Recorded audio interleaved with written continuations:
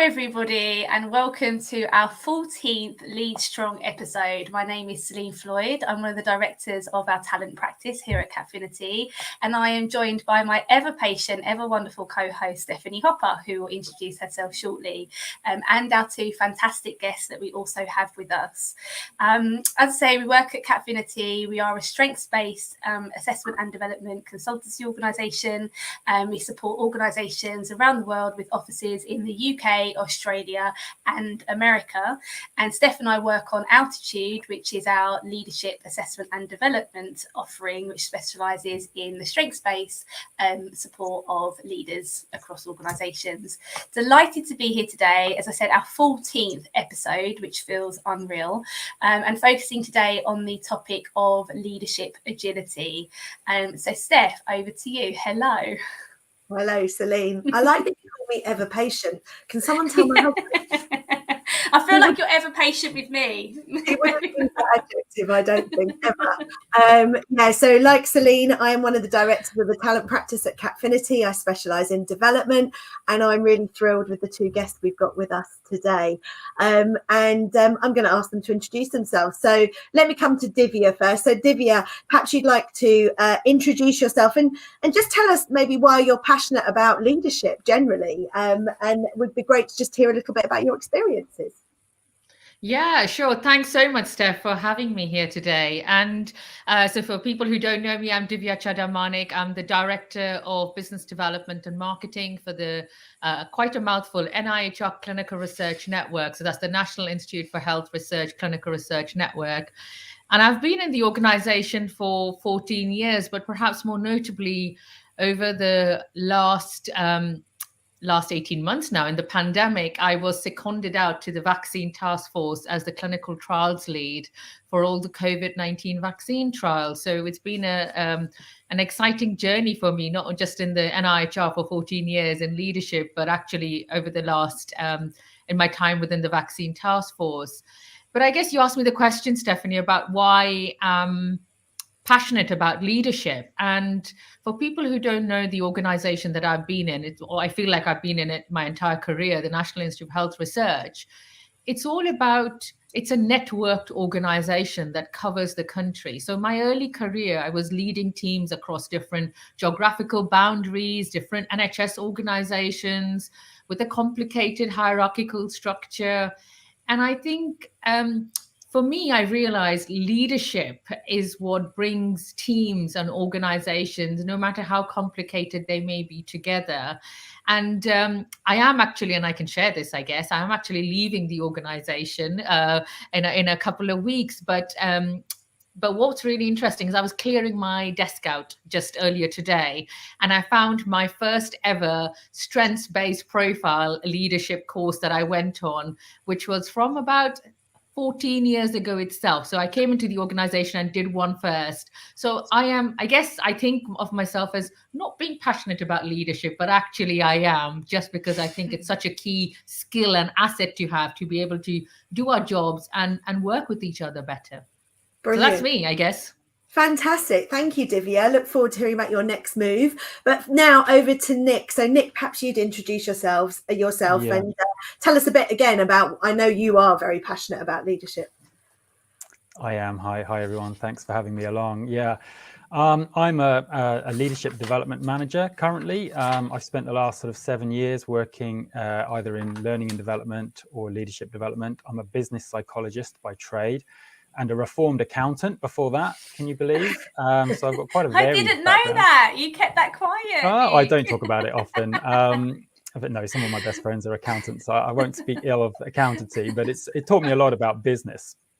But I guess why I'm so passionate about leadership is that kind of fascinating intersection between human behavior and business performance. And I think for me, leadership is the key to business performance. It has such a huge, wide-ranging impact on how businesses and how people perform within businesses, that I think it's a small kind of fulcrum that if you can change leaders, then you can have such a big impact on business. So I'm just fascinated by human behavior, and this is a great way of kind of feeding that. So that's me. Thank you. Oh, so honoured that you're both with us this afternoon. I'm really looking forward to the conversation. Thank you. So, leadership agility, we've been wanting to run an episode on this for a while. I mean, I think there's no debating that you start to come out of a global pandemic and everyone's kind of interested in agility and people's agility. And we know that agility of leaders is really important. And I was thinking about this topic and doing some research in the days leading up to this, and it was interesting for me to discover that the concept of agility has its roots in sport, in kind of sporting terms. And I found a definition of agility from a sporting perspective, and I'm going to read it so that I make sure I get it right. But I just thought it was really interesting. So, agility from a sporting perspective is rapid, whole body movement with change of velocity or direction in response to a stimulus. And for me, and it'll be interesting to gain your collective views on your views of what agility is and how it plays out. But for me, that really resonates with what I think about when I think about agility within leadership and the need for leaders to see a stimulus, either one that's right there immediately in front of you or one that's longer term, kind of on the horizon. And then the key word for me there is this rapid, this ability to rapidly change what you do in response to a stimulus, and for it to be, as it says here, whole body, this kind of whole scale pivoting that leaders need to do, I think, in response to something, either emergency kind of crisis mode or something longer term. And I think for me, the bit that feeds into that from a leader perspective, because we talk about strengths a lot, is we know that leaders who are good at being agile are also those that find it really engaging and really energizing to be kind of agile in that way.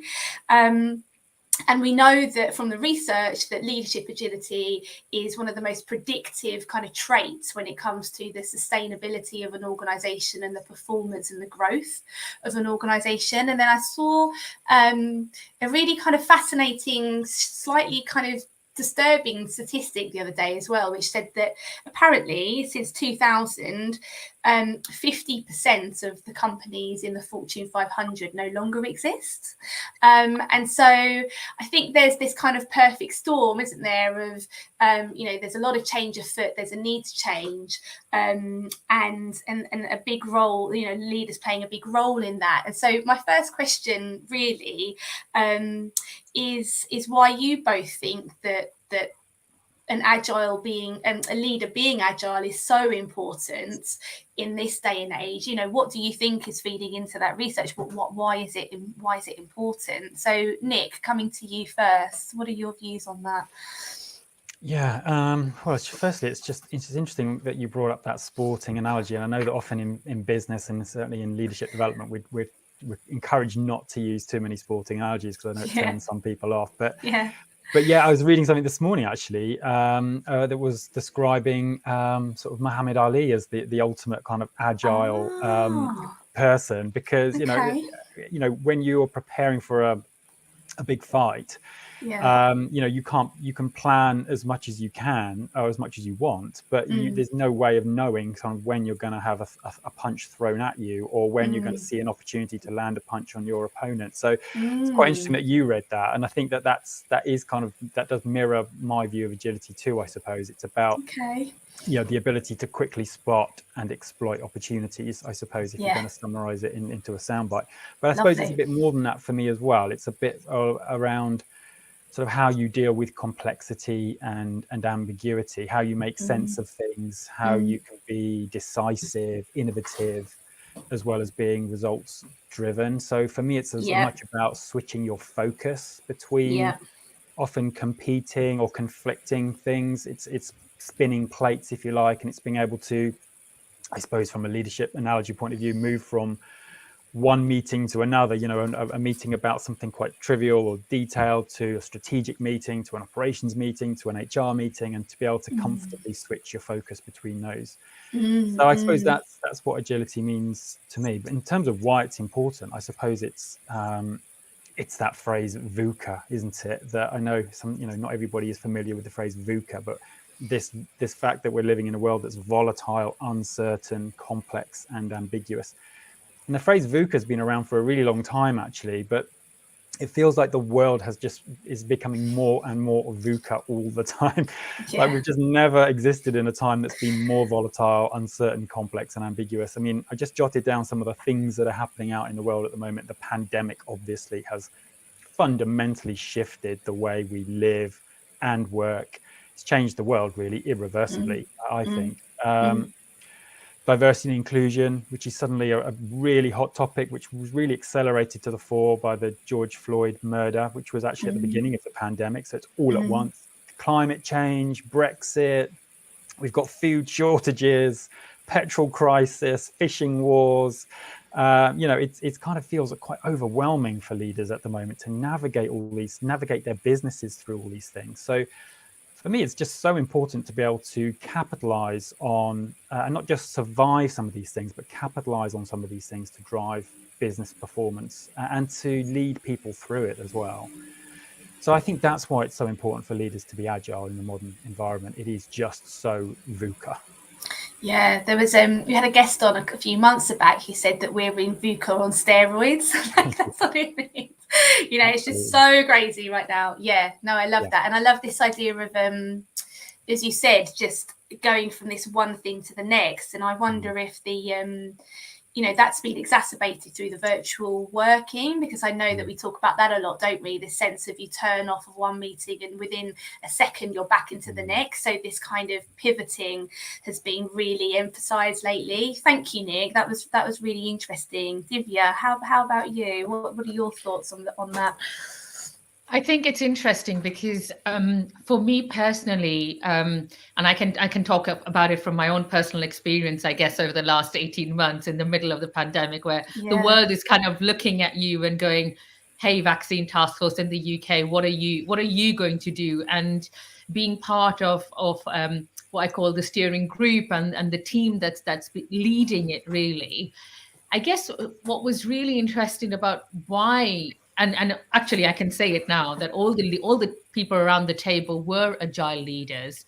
We all came from different backgrounds, but we all had a common purpose, and that common purpose was saving lives now. So I think when you're bound by a common purpose, you're able to flex and change your own style of working slightly differently.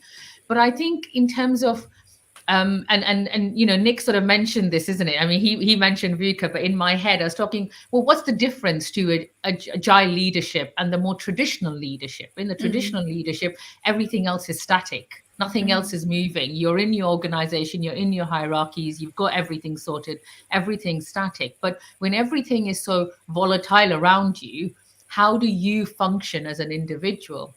And more importantly, when everything is changing, and you have no control over that change, how do you pivot? Because being agile is also about knowing that actually you can't have control over X, Y, and Z that happens externally. How are you adapting yourselves? But I think, and I actually concur with everything Nick's mentioned, one of the things I've realized that why being an agile leader is so important, or one of the traits also particularly of being an agile leader, is that trust in other people. So if you're an agile leader, you need to be able to trust the people you work with to be able to deliver on those objectives. Because I've realized, and I guess I worked in an organization that's so matrixed for such a long time, that you can pick out the bits about people who are agile leaders and are therefore good leaders because they take teams with them on a joint vision.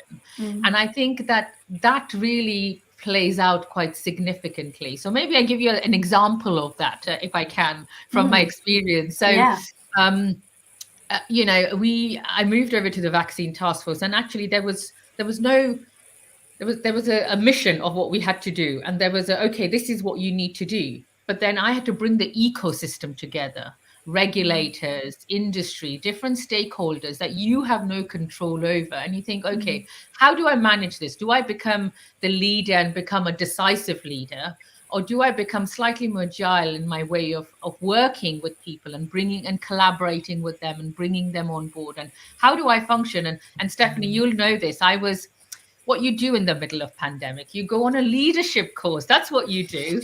So I also went on the NIHR, put me onto this leadership course, which I thought was fantastic for me at that particular time. It was talking about how you lead yourself, how you're aware of your own strengths, how you are as a leader, how you lead beyond your own authority and lead beyond your own realms of how you are able to function.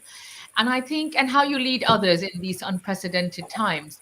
So when I started working and I had to bring all these stakeholders together, I was looking at, okay, I need to be working in a slightly more agile format, because day on day, everything was changing. What happened yesterday was old news. Everyone knows, you turn on the news, it's a new stat, it's something else that's coming. So everything's changing. How do we keep everyone involved? How will we keep everyone informed? And how we bring people on a journey?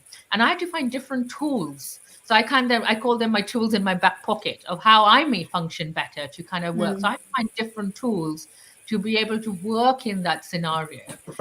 And I think it's if I can be a little bit controversial, is there something like true agile leadership?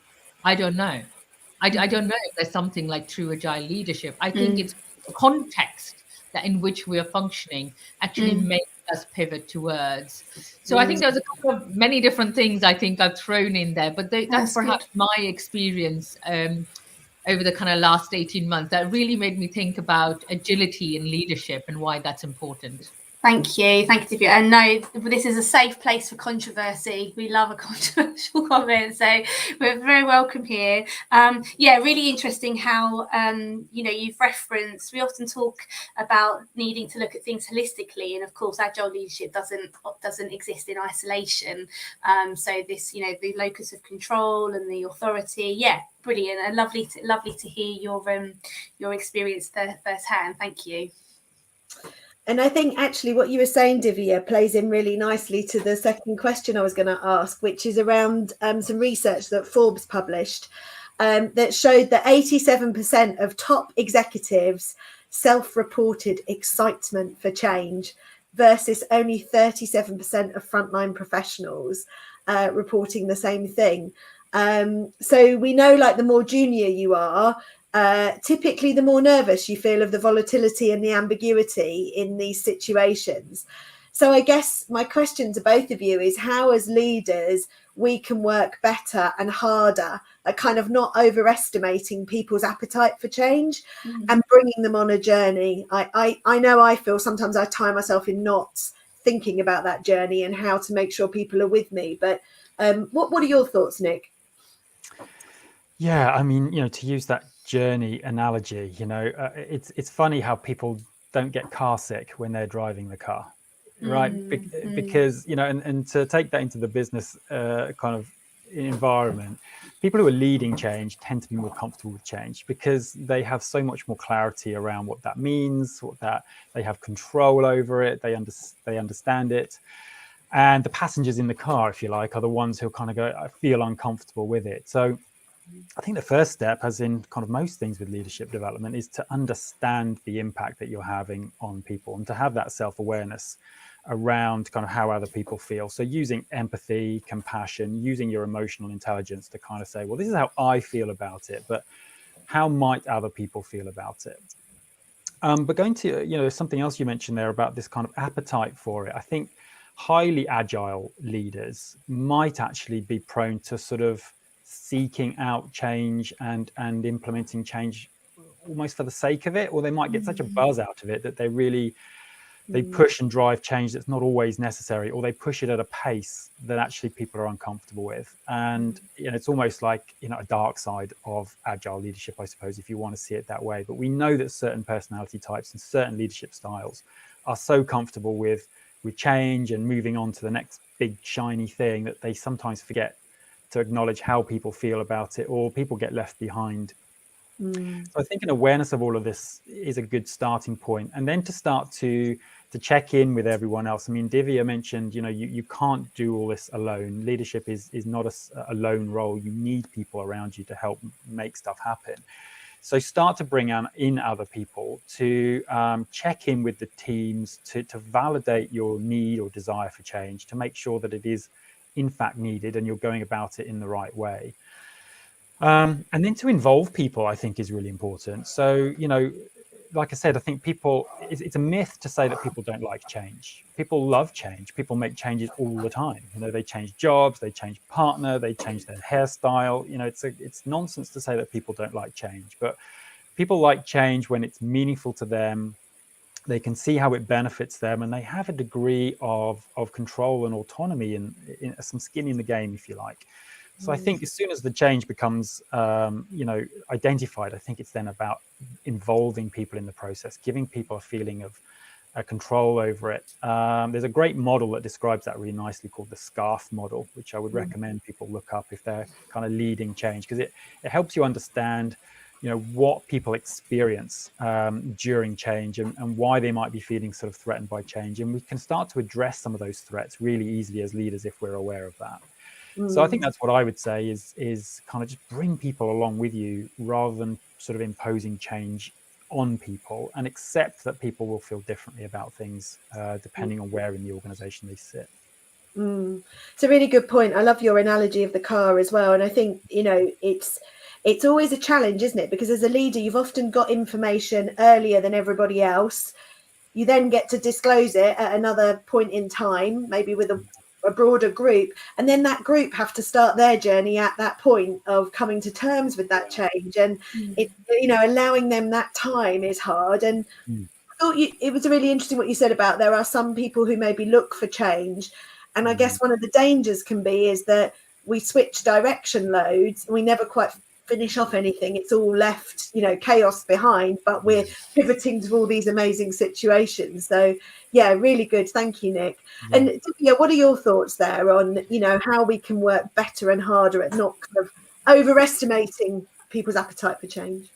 Well, actually, I'm going to be slightly controversial, Nick, because your last point that you mentioned was interesting about, involving people and bring people along. And I guess I can talk about this. So when I started my leadership NIHR leadership course last year, I had to do the strengths and weakness profiling, and I remember completing it. And then I had some amazing coaching after that, which said, these are your key strengths, but these are the things that you keep in your back pocket that you perhaps don't do as much of. So think about the situation and turning those up and dialing the other things down a little bit. And I've learned so much about myself actually through that leadership course.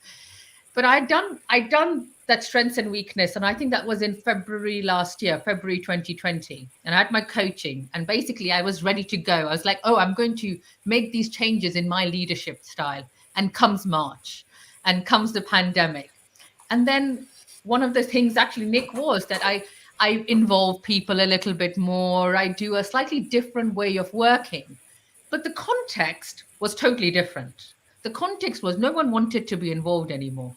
Everyone just wanted to be told what was happening and wanted a more directive style of leadership. And it made me reflect so much that no matter how you think you might want to operate as an individual or as a leader, you have to totally take into account people's feelings and of the context. So in March when the pandemic hit, the organization that I'm in, NIHR, had to pause all other research that was happening in the UK and pivot to COVID. That was a decision that was made, and we literally just rolled that out, that people were told this is what is happening. There was clear directive leadership at that point. There was no uncomfortableness about it. There was none of that, because there was a change that was happening. People understood it. Then when we moved back into a more, I can't say business as usual. People talk about post-pandemic. We're not there. I call it peri-pandemic. When we're kind of flipping back into this peri-pandemic, we're going to start research, and you can go back into kind of how you would operate in your organizations. People are going, well, hang on a minute. I need more leadership. I need more directive leadership. Are you telling me I now need to make my own decisions? And how is that happening? And suddenly I can see the whole ecosystem kind of flipping from that I want to be told what to do versus I don't think I can function in an environment anymore where suddenly you're asking me, what do I want to do? And how do I kind of, we want to change and we want to take things and move on a journey. So that to me was an interesting reflection about the question that you asked me, Stephanie, and Nick, the last point that you mentioned about actually bringing people on a journey together and getting them involved, but actually that may not always be possible, and that may not always be what people want.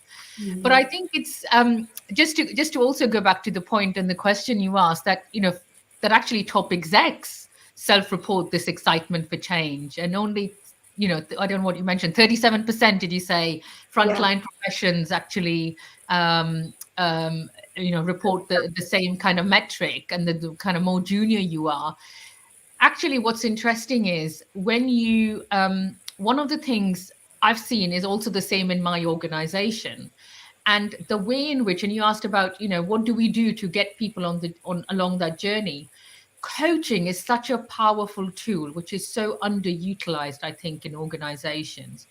I've realized that coaching, just a couple of sessions of coaching, can help individuals really start thinking about themselves, about how they manage change, how they cope with change, and making them more self-aware. So I think a big plug for me is that stats can potentially change if a slightly more coaching culture is embedded within organization. So I think that for me, I've seen over the last kind of 2 years that has really made a difference in our organization. Amazing. Wonderful. Thank you. It's really interesting, this piece around the context. And actually, we did a session a couple of months ago, and we had a guest on who works for the NHS, Divya, and he was saying that, made me remember that he was saying, when we were mid-pandemic at the height of the crisis, leadership was very, very easy then, because of this very, very clear context and landscape that everyone was working in. And so, he was, ironically, it was the easiest kind of leadership that there was. So yeah, it just reminded me of that. There was some commonality there.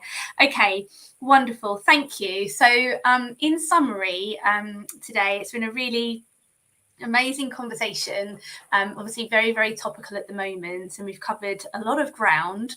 Some of the things that really stood out for me from the conversation, we started making analogies to sport, didn't we, which was interesting. And Nick, you were talking about Muhammad Ali and being one of the most agile sportsmen, and actually this sense as a leader as well, that what we're doing when we're being agile is spotting opportunities and overcoming challenges that in the moment, but also planning, and more generally it's about finding comfort and reassurance and being excited by this ambiguous and kind of VUCA world that we live on. And we talked again about VUCA on steroids that we're in at the moment, and we talked about some of the complexity afoot with agility, and some of the things that can really help someone be agile, finding a common purpose, putting trust into other people. And I think key as well that came through the conversation is this sense of, you need to have humility and be self-aware as a leader to understand how to be agile and how to do that in yourself. And then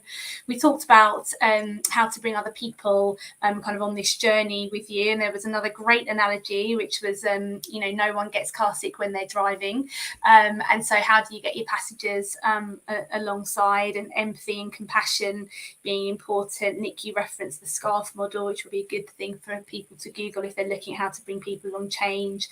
And then Divya, you were talking about the importance of context, and that actually, you can bring people on a journey, but you need to be directive, and people look for that authority and that clear line of sight. They don't always want to be consulted when, you're in the middle of a crisis, etc. So lots of really, really fascinating content. I'm going to come to you now for your final pearls of wisdom. Nick, over to you first. What's your kind of key parting words? Yeah, my parting words. For me, I suppose agile leadership is about confidence and collaboration. I think self-belief has a huge part to play in this. The self-belief that you can lead through complexity and ambiguity, play to your strengths, but learn from the outcomes, correct if you need to. I'd also say it's not about going it alone. I do think it's important to bring others in a collaborative way, but also to offset any kind of preferences you might have for agility. If you're overplaying that and you're causing stress and anxiety for other people, or leading change that's not really necessary, I think other people can help kind of highlight that. So bring others along with you. Don't go it alone. Have the confidence and self-belief to lead through ambiguity. Wonderful. Thank you. And Divya, how about you? Nick did such an amazing job summarizing that. But I think for me, the most important thing in being a leader is being authentic. No matter what the context is being an authentic leader. So I think that helps leaders kind of going, okay, I wear my heart on my sleeve, and people can see and recognize that. And for me, I think just also playing what Nick said is building a team around you that can play back and can work in a team kind of collaborative way that brings a different perspective to yourself. And that then really helps on bringing people on a journey with you. And actually sustainability in these times is really important, that you have those types of groups and leaders within a team that can work like that. So that's super important. Being authentic and having a team around you that really brings a different perspective is super important. Wonderful. Thank you. And Steph? Yeah, it's been really interesting discussion. I think for me, there's something about just remembering when we're moving things at pace, that often we make commitments to communicate at certain times with people.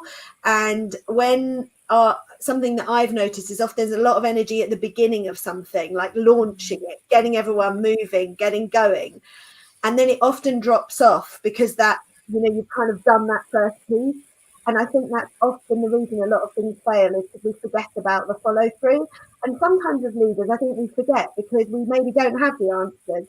And I think, playing to Divya's point about authenticity, it's okay to say, I'm back again for that update. I actually haven't got the answer that I hope to have, but what I could say is this.